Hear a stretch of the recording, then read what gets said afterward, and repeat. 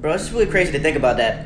If you would have gotten the wrong spawn point, you would have been cooked, bro. Like, it's all laughs and giggles if you're in the US, but people in Africa are suffering right now from Ebola, bro. And I don't know about you, but when I was a little kid, Ebola was one of my worst fears. Like, I used to really only hear stories about that shit. Like, it was a distant memory.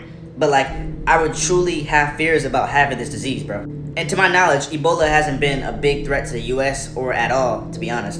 And I am very glad to say that, but at the same time, it's hard to really enjoy my peace knowing that if I was spawned somewhere else, I would be going through this. Like, millions are going to suffer because of this shit. And that shit, like, it's one of those diseases, like, once you get, you're basically fucked, bro. There's no cure, no nothing. You are cooked if you get this disease, bro. Like, I can only imagine waking up in a third world country, then having to worry about this outbreak. Most of the time, most of those kids can't even really have access to the news, to my knowledge, right?